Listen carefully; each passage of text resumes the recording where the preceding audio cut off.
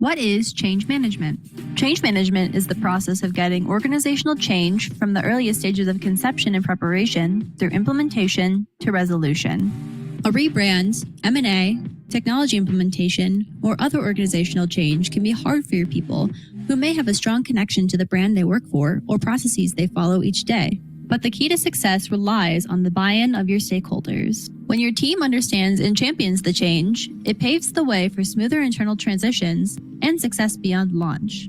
From employees to executives to external vendors, it's crucial to consider all those who are impacted by the change and those who will play a role in driving the change forward. Proactive and thoughtful communication, adequate training, and stakeholder engagement are only a few pieces of the puzzle to thoughtfully involve your people in the process. Welcome to the Eyes on Brand Impact webinar series. Hello, everyone. I feel like I should channel John Oliver and bang my desk. Welcome, welcome, welcome. This is our second installment of the Eyes on Brand Impact webinar series. This one focusing in on change management, marketers specifically facing change management responsibility with the head of our change management practice, Heather Jones.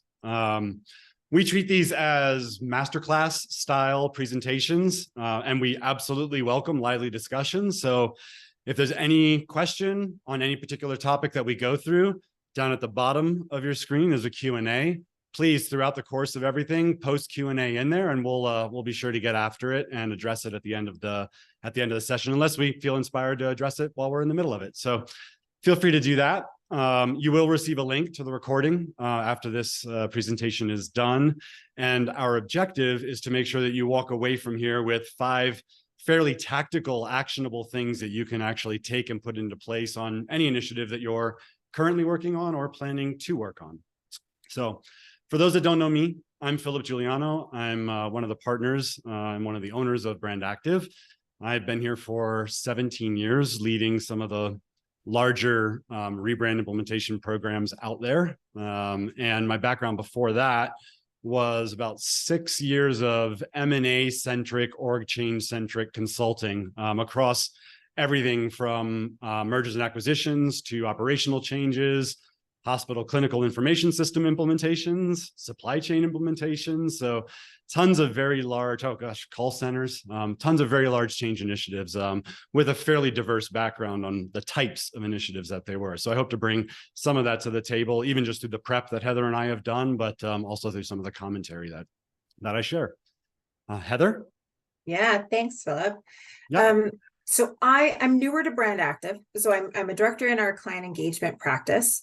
And as Philip mentioned so generously, I'm the change management practice lead at BrandActive. Prior to my life here in the rebrand world, I was in a lot of management consulting type of backgrounds, lots of good breadth of experience within different industries, multinational, global corporations and companies.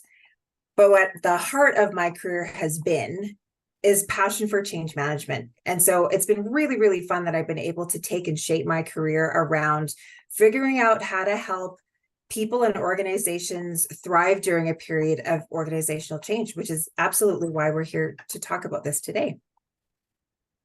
Absolutely. And before we get into the us sharing content element of this, we'll share a little bit of context about what we're going to cover today through a video. Change is inevitable in today's fast-paced world, presenting marketers with opportunities to make the most out of organizational transformation. One common challenge marketers face is misalignment with leadership's vision for the organization post-change. Gaining understanding and aligning with that vision early on can keep plans moving steadily and provide stakeholders with cohesive messaging down the line. Marketers may not always have a holistic view of what's changing in the organization, but gaining a better sense of how all parts of the organization are impacted can help create more informed messaging that resonates with stakeholders, which leads to communication. Effective change involves meaningful communication and dialogue that goes beyond email to give stakeholders a deeper understanding of what's changing and how they're impacted. Finally, there's still plenty of work to do following launch to maintain stakeholder buy-in, foster employee engagement, and secure long-term success for your change. All right, so it's time to get right in it. What we're going to cover today, as you have heard from the video just now, is we're going to talk through these 5 key impact areas: leadership alignment, value of change, understanding the big picture, understanding stakeholders, and deeper communications. And within these 5 high impact areas, you're going to come away with some quick, and I want to say easy, but some quick actions that you can bring back to your team and really move the needle on the change that's in front of you. You know, it's very easy to get lost in the mix of, oh my goodness, change is really overwhelming and there's so much to do. And all of that is true, but it doesn't have to be that scary. So let's get into the first one of leadership alignment. So what does that actually mean? Well, when you're considering a leadership alignment, it's assumed that once you're taking on a big change, be it from a marketing perspective, a rebrand implementation, some tech change that you might be doing, it's pretty easy to assume that all leaders are on the same page. But what if they're not? And how are you going to find that out? Here's some things to look for. If you have leaders around the table that are saying one thing in a room or one thing with certain audiences, but their actions suggest something else, maybe they're not as supportive of the training. Maybe they're not helping manage the message within their respective department. That's often a flag that maybe they're not aligned on the leadership vision for what the change is in front of you. One of the things that you can do, one really easy action item to take, is schedule a workshop at the very beginning, at the onset of when you're looking at a change, to ensure that everybody is on the same page. So when you think about it, at BrandActive, we conduct a leader lab at the beginning to do this. It's a pulse check. It's the way that you're listening around the table and making sure you're having those really good eyeball to eyeball conversations, even in a virtual world, to make sure that your leaders are on the same page with you. The great thing with the leadership alignment focus is you can check throughout the duration of your change. So if you're thinking about a rebrand implementation that can happen over multiple years, do some pulse checks along the way to make sure that as you're progressing, leaders are staying with you on the journey. Sometimes they might be on board up front. They hear a little bit of information like how much some of these marketing changes can cost, and you might lose a little bit of that steam. So checking in early and then checking in throughout, great way to make sure that you're keeping leaders aligned and that those key messages are tucked in with a leadership's vision. See, I like to jump in and throw things off. Yeah. You know, we didn't prep for this, so I'm gonna I I'm gonna say, I mean, even the definition of alignment and making sure that people are aligned around what your definition of alignment is, right? Yes. I'm using that as an example of, you know, when we say, well, yes, everyone's bought in, or, you know, everyone understands what trust is, or everyone understands, you know, whatever, right? The definition of the word, right? Alignment really matters, right? What are we aligned around here, right? Is it the business? Is it the objective? Is it the cost? Is it the, you know, the benefit? Is it, you know, what do people need to hear to actually truly be aligned around that? Couldn't agree with you more. Okay. Should we move to the value of change? Excellent. It's one of my favorite ones, only because, very similar to what you just talked about, Philip, what does that actually mean, the value of change to somebody? So employees and all stakeholders that are affected by a change are going to interpret what the change is in a very, very different way. So if you're going through, let's say, a merger and acquisition, and you are actually thinking through how you're going to bring 2 organizations together, 2 cultures, different sets of systems, processes, all of those components there, everybody's perception of that value of change could be very, very different. And it's certainly not a one-size-fits-all approach. Sometimes you actually have, you know, a deep connection to a legacy brand. And so you're going to have to work a little bit harder to show some of those folks from one side of the organization the value of what that change is by bringing 2 organizations together. So one of the quick ways, I think, to identify that and sort of become an equal playing field, if you will, is really look for an equation that's going to help employees, no matter where they are, what their views are on what's happening in front of them, like a rebrand implementation. Let's get to an equation to help them figure that out. What you're going to look for is that ROI, or the return on investment, plus the cultural impact over the effort. And that sort of, when you think about that equation, the effort is actually the cost, the resources required, the lift within the organization to make something happen. And that really has that impact on your brand. So you can see that in market impact. When you look at sort of a retail example, are you seeing more people kind of buying into your brand? The action itself of really getting clear on the equation is, do you know what the return is on your investment for the changes that you're wanting to do? Do you know what the cultural impact is? And do you know how much it's going to cost, the resources? So really the exercise is making sure that you're very, very clear on how you can articulate that return on investment and the cultural impact and effort to all of the stakeholders within your organization. I would also add that, segmenting that ROI aspect of it into tangible and intangible becomes pretty powerful as well, right? Because there's going to be some elements of the change that, people will use to create a business case around it to say, yes, like we think the impact of this from a revenue perspective or, recruitment perspective or, whatever it might be, process efficiency or whatever, right? That has a certain dollar benefit to it, and we can measure that or at least forecast it. But then there's also, to Heather's point, right, the cultural aspects, the brand aspects, the value aspects, customer experience aspects that may or may not be tangible or calculatable. So, yeah, I couldn't agree more. A little hook or a little thing you can think through with this action item. This can also give you a hook on how you keep your leaders aligned with you as well. Sort of check in, make sure they also see the value of change. Okay. Understanding the big picture.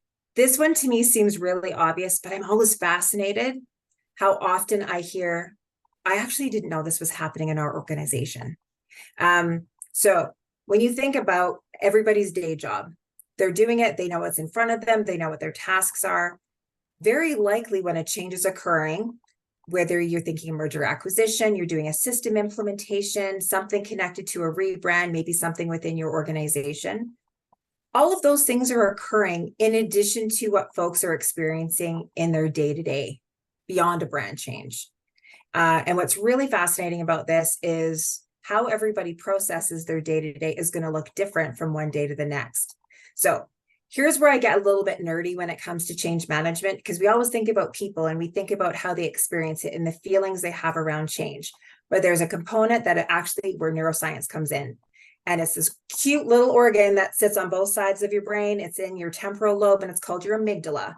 And your amygdala has a very, very strong reaction to stress when you're actually going through a period of change. Now, your amygdala is responsible for emotional regulation. And in many regards, this is what triggers your fight or flight response. So when you're looking at having a clear picture of everything that's going on in an organization, you'll likely have a bit more empathy and you'll be able to understand more of what stakeholders who are affected by the change might be going through.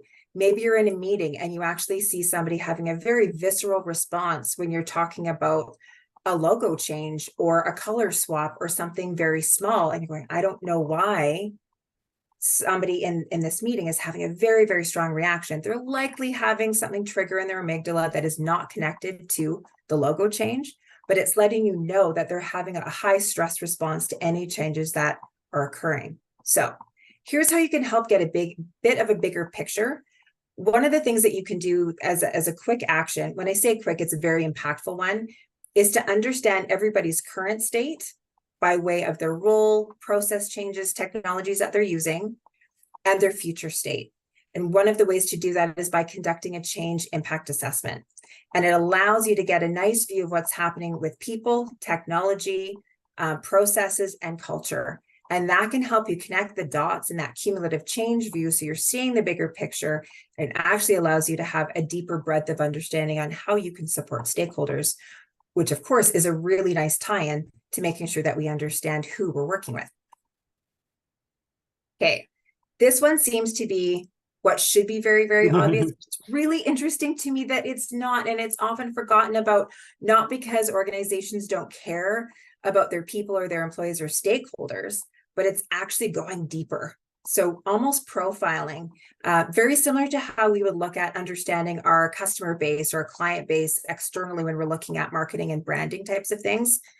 Know your people in your organization and understand the impact that is going to affect their day-to-day. This is how they connect to their thoughts, their feelings, and the connection to the change. As we mentioned previously about the amygdala, we actually have generational nuances to consider. So you look at the impact of the millennial mindset into the workforce. and you look at the influence of baby boomers in the workforce as well too, we really have a great opportunity to be intentional to make sure we're understanding all stakeholders. So thinking through how you might engage with different multinational markets. We're in a global environment now, and many organizations are across the world where their brands show up. And that also has to come into play when we're thinking about understanding our stakeholders. Here's an action item that you can take away. Make sure you actually have a very clear view of the organization and where everybody interconnects. This is especially true if you're working within an organization that has a matrix type of structure. There's a lot of nuances and intersections that exist, and it can be hard to find where everybody connects. Ways you can do this after you have, it seems really fundamental, but have a clear picture of an organizational chart and how everybody maps to roles. Do a business readiness assessment. Get a feel for how people are actually connecting to the changes that are coming.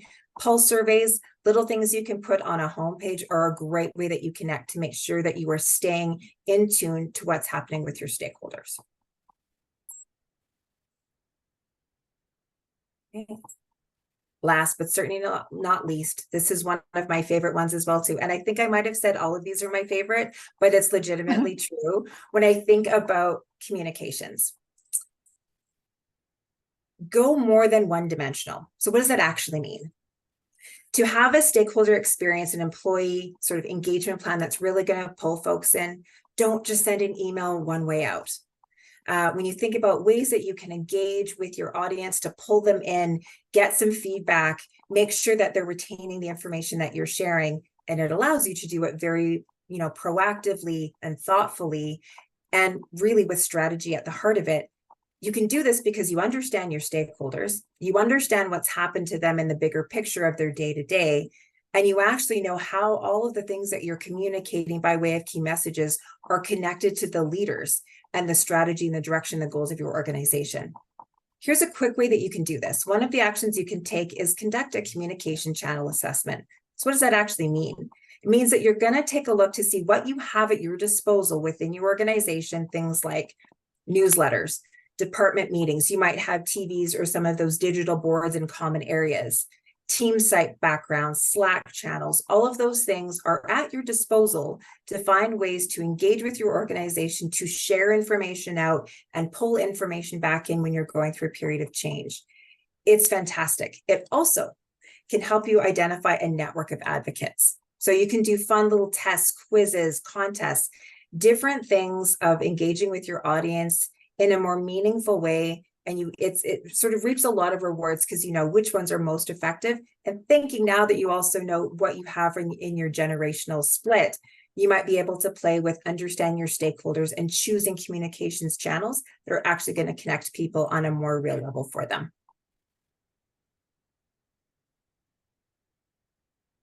Okay, so we've covered off a lot of ground. So here are your 5 impact areas. Now let's sort of do a quick recap of the 5 action items that you can take away. When you're looking at your action item around leadership alignment, schedule that workshop at the very beginning of your change that you're considering to make sure folks are on the same page, and check in with them as you go along the journey, even if it's over multiple years. Looking at the value of change, that action item is going to be to remember what your equation is, your change equation, your return on investment plus your cultural impact over the effort it's going to take to do whatever change you're undertaking. Looking at understanding that big picture, the action seems really, really clean and tidy, but there's a lot to it. This is conduct your change impact assessment, understand your current state and the future state across people, process, technology, and culture. When you're looking at understand your stakeholders, the action you have here is to make sure that your folks have a really clear view of the organization, how they connect within the organizational structure, and use things like pulse surveys or business readiness to make sure that you're staying in tune with the stakeholders with whom are affected by the change.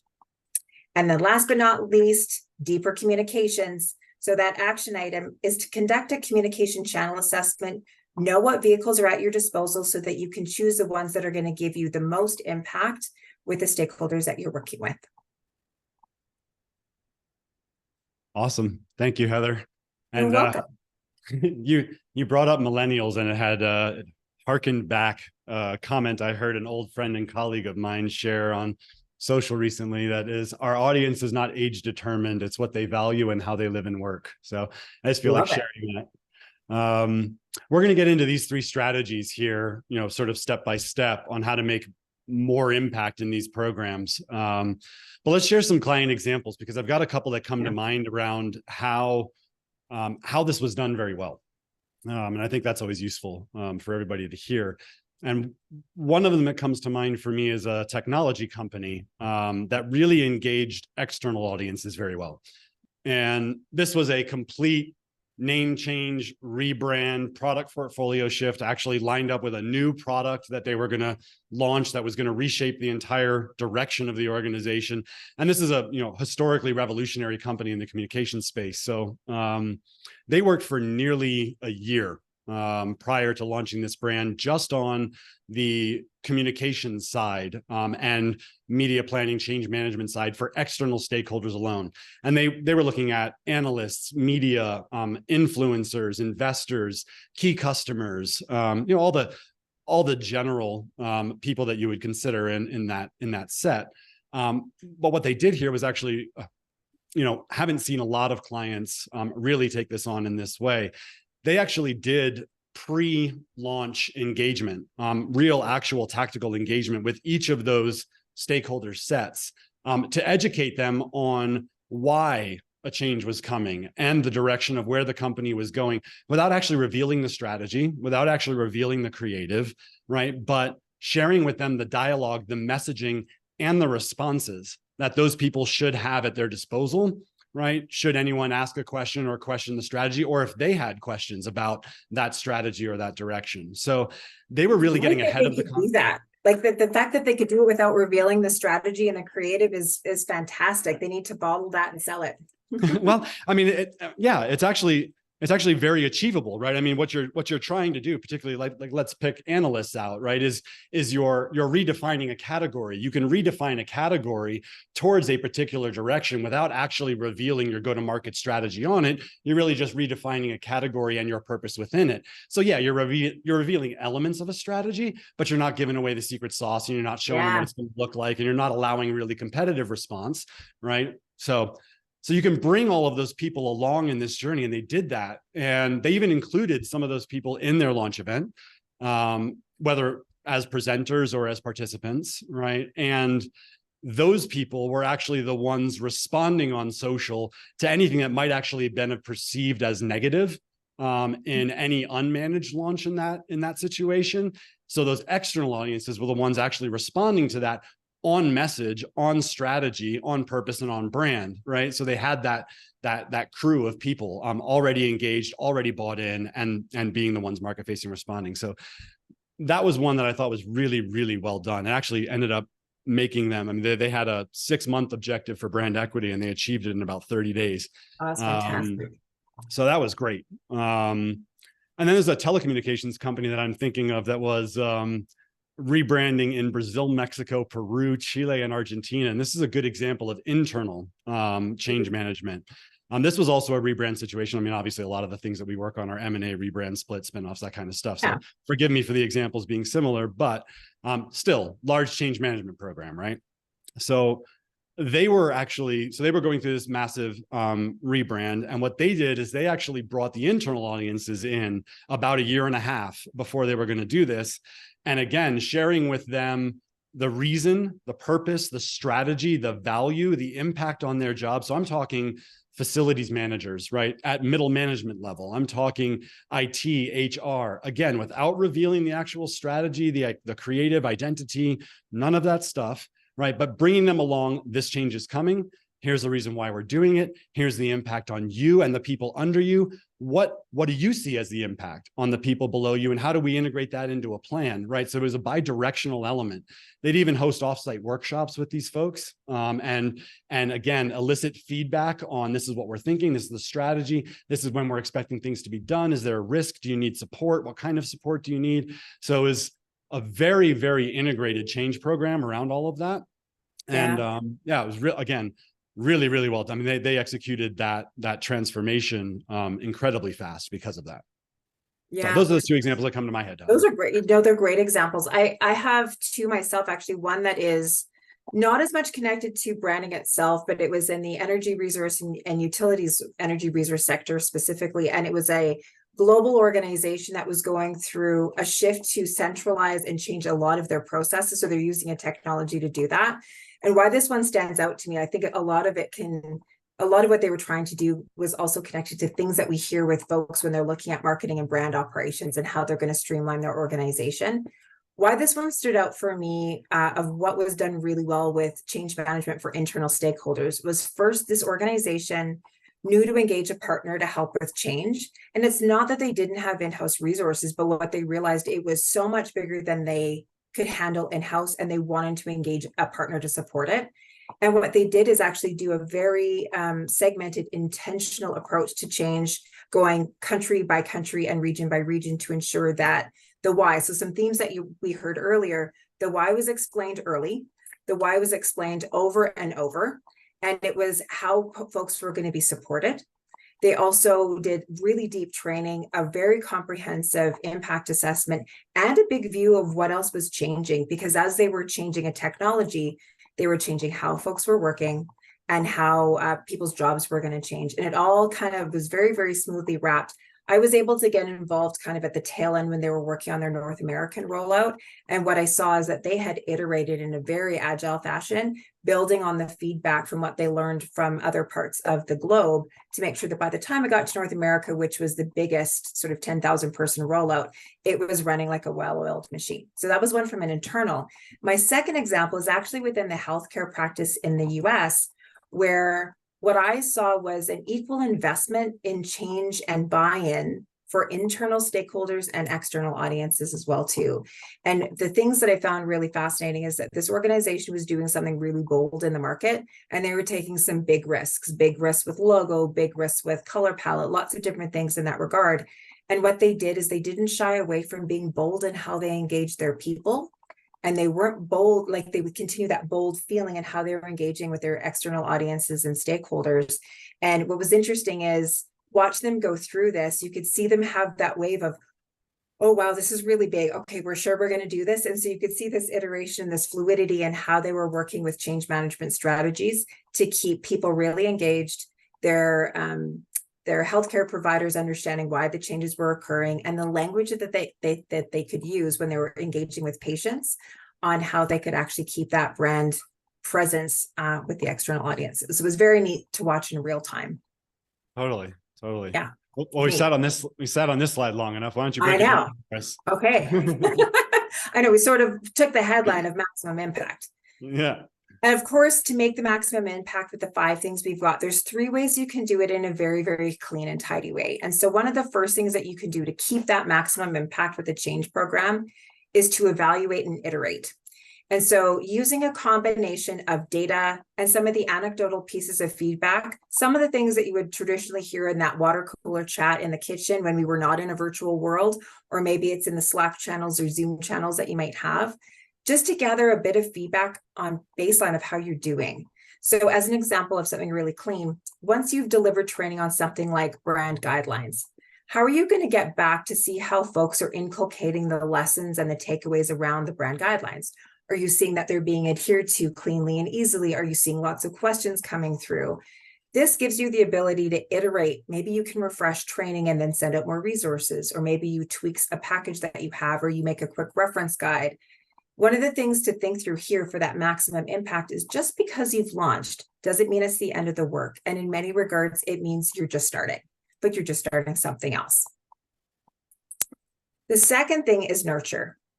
And the nurture part for me is really interesting because, we've talked about data, we've talked about some of the harder metrics that are tied to change management. But at the end of the day, humans are a part of the change. And this is where we actually have to invest in making sure that the people who are affected are staying with you. When you think about a rebrand implementation as an example, in many cases, it goes over multiple years. And some organizations who maybe have, needed a little bit more time or need some support with some tools. Typically what I see is the longer the duration goes where change is existing, the more the need to nurture is critical. When you do it really well, it helps to keep some of that momentum sustained over time. And one of the examples that I think through really specifically, and this often shows up with healthcare, is that you'll have mixed branding that's in the market over several years. And many individuals might not see the brand change in their day-to-day for multiple years after the sort of the flash and the fireworks go off with the big reveal. They're not seeing signage change. They're not having any of that. So by the time their location or their hospital, their clinic rolls around, they're not feeling the love by the time the brand hits them. So staying with them and nurturing them through is a great way to make sure that they are staying together. The last one, key performance indicators. I know we probably have some folks who love data that are with us today. And just going back to the equation we shared earlier, those return on investment metrics are going to be really key to make sure that you are staying, leveraging data to support what you're doing from change along the way. So things like productivity metrics, improved organizational culture that can come with a well-managed change program, that you can reduce some of the cost of rework if there are any mistakes or issues that have to get redone. Things like your brand equity. And yes, you might need a partner to be able to help you accomplish that. And there's nothing wrong with that, by making sure you're dialed into what really matters. For your example, time to adoption. So if everybody gets on board in a reasonable amount of time, you can actually realize some cost savings because you're not needing to kind of carry it out over time. And the last two that we'll leave you with, one is employee well-being.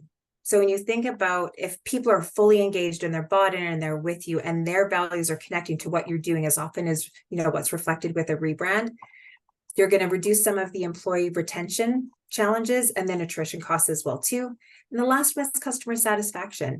So yes, it's an external metric, but a lot of times we can get some immediate feedback that lets us know that we're doing a few things right. Awesome. Thank you, Heather. You're welcome. I always love when we can get on the phone and talk through stuff like this. You got so much experience and it's really great. Please, everyone, do post questions if there are things that you wanted to get out of this that we didn't cover. If there's questions that you've got around specific things that are going on right now, absolutely post those as well. Like I said, we really do love to treat these as much more of a class style format and make sure that we answer everything that you've got on your mind. We are available after this session for questions, for thoughts, for feedback. We would love feedback. We want to continue to make these and continue to make these more and more effective and beneficial for anyone that spends the time to tune in. So we thank you for that time as well and for your participation. And if you want to explore anything that's going on or ways in which, Heather's experience or my experience might be able to help you think about that in a different way. And sometimes you just need more hands. So there's never enough people and never enough time in a day. So with that, I'm going to switch over to the questions at the moment. And I actually don't see any. So I think we've got one, is how do we track the ROI on a change management program? It's a solid question. I know, and it's a fair one. Yeah, you is go ahead. You first. No, I want you to go. I'll fill in. Yeah, it's one that I would say has been top of my mind for many years because I don't think it's always been done very, very well. What I would say that measuring the benefits is a great way to track your return on investment for a change management program. So you could look at all of the costs that are associated with whatever change you're doing, whether it's like a big tech implementation, a rebrand, an M&A, any of those types of things, the cost to do it. And then I almost reverse engineer it to go, what's the cost if we don't have support to get people bought in a certain amount of time? And so that can be a little bit of lost revenue. The productivity pieces are really interesting because you can use different technologies to track that in a bit of a different way.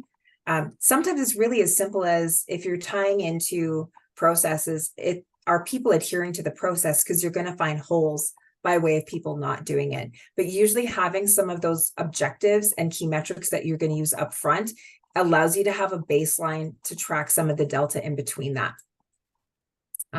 Those are but keep building. I'm going to play off of your you sort of went into what's the cost of people not being aligned. I'm also going to say, part of the equation is the opportunity cost of not doing the change in the beginning. Right.